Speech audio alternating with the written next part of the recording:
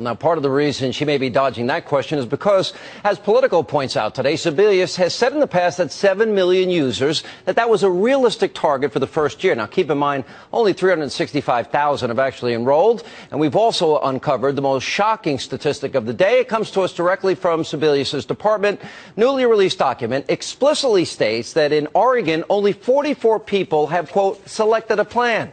Now, guess how much money Obama's dished out to that state to push their disastrous health care law? $300 million. In other words, you, the American taxpayer, paid more than $6 million for each of those 44 enrollees. That's a disgrace. Here with reaction to this and more, Utah Senator Mike Lee. Senator, welcome back. Good to see you.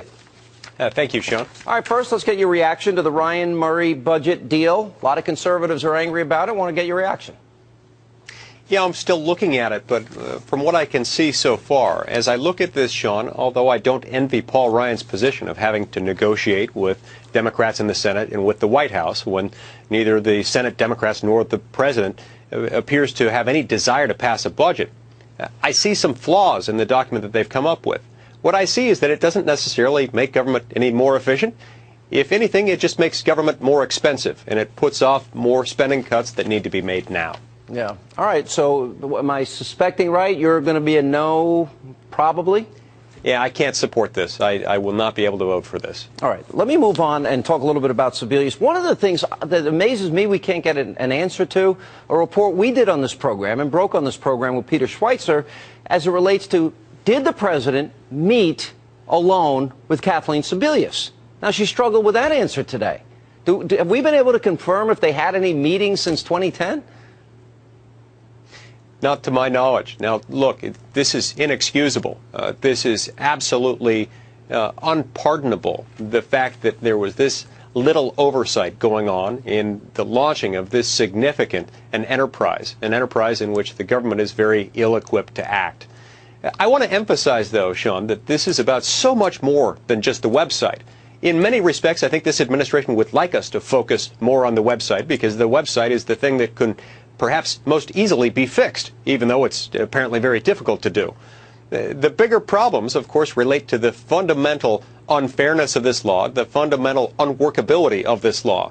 It's what's behind the website that is most troubling. And it's what's behind the website that is causing millions of Americans to lose their health coverage and others to lose their jobs and to have their wages cut and their hours slashed. All right, so we have a set of promises, or a series of promises the president made.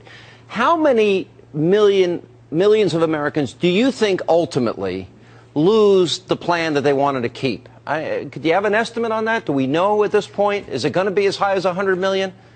Yeah, so we've got one study out by AEI that suggests that it's about 100 million. We've got a Duke University study that I think estimated somewhere between 82 and 105 million people will lose their health coverage that they currently have, or at least see substantial changes to that coverage between now and sometime next year. So it's an awful lot of people who are going to be left out in the cold, an awful lot of people for whom that promise the president made will prove to be utterly false. All right, so now we have rate hike shock. We have you lose your plan shock, rate hike shock, lose your doctor shock. Now it's deductible shock. A lot of people finding out they have high deductibles. Now, some of your colleagues that are up for election next year, Mary Landrieu and Jean Shaheen and Mark Udall and others, they're trying to come up with an Obamacare fix to fix the problems with this, or a do-over. Does that have any chance of moving in the Senate, or are they stuck with their votes on this? I'll tell you what has a great chance of success is if they decide that we need to start over, that we need to suspend this thing, we need to hold time out on this law. Well, that would have a chance of success as far as getting bipartisan support. But, of course, they passed this without any bipartisan support, and they're stuck now with what they've got, unfortunately. Now, we did everything we could to try to protect the American people from the harmful effects of this law. But the truth is, Sean, you can't just do some minor corrective surgery on this law and have everything be okay.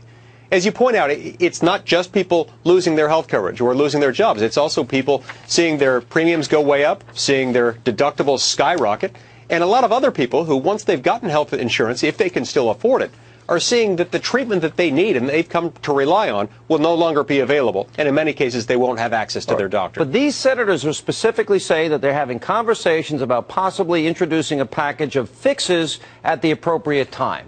Is that, I mean, they have the majority, so I guess they could do what they want. I can't see it passing in the House. Is there